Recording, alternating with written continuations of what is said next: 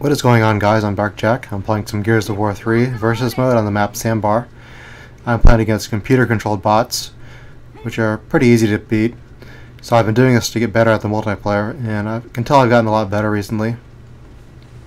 I'm starting to learn all the maps. I now know where the power weapons spawn and how to get map control in the best places on each map. In Gears of War 3 multiplayer, you cannot be a one-man army in this game.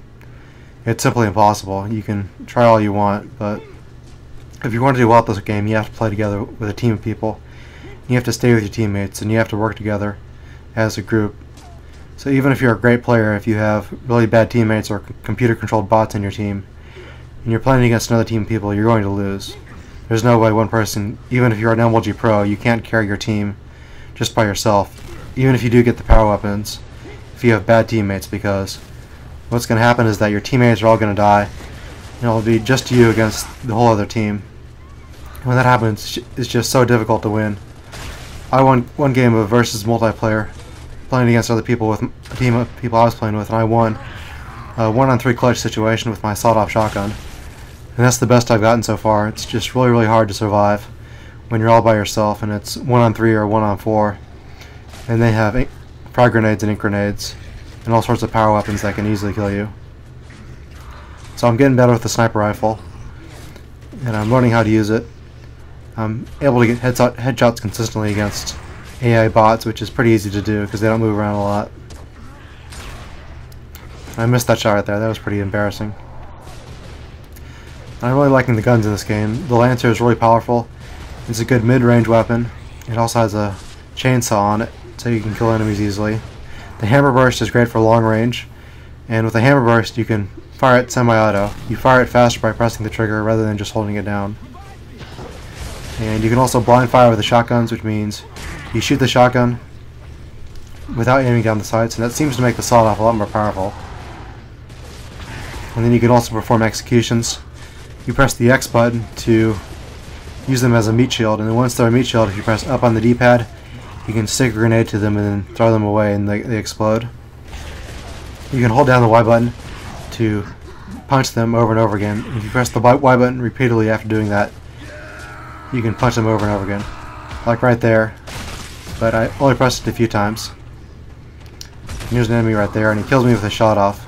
And the sawed-off will kill you in one shot, but has a very limited range, whereas the Gnasher shotgun has a little further range, but it's not as powerful, and you have lots of shots.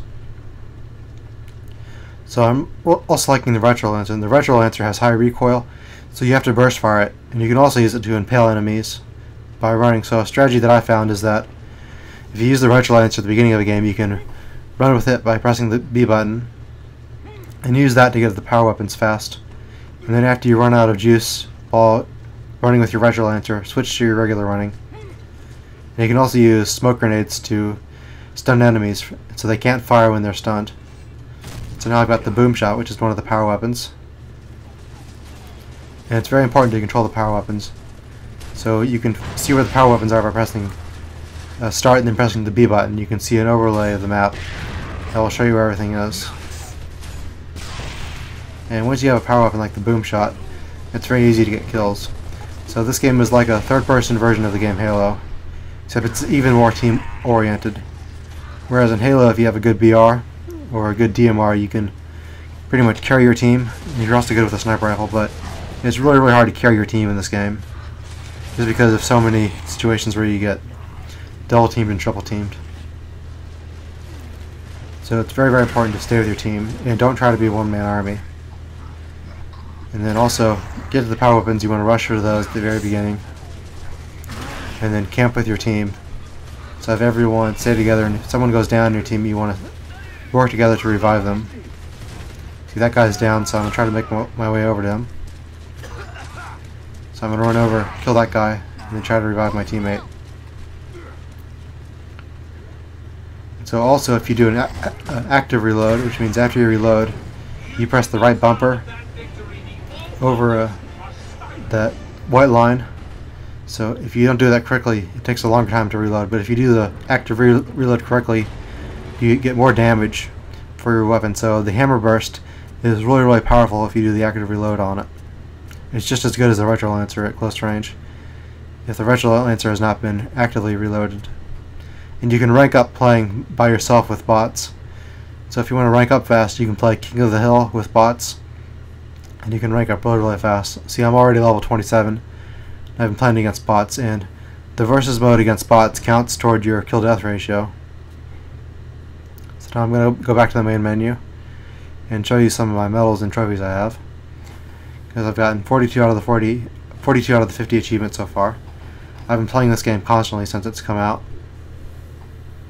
So every free moment I've been doing this.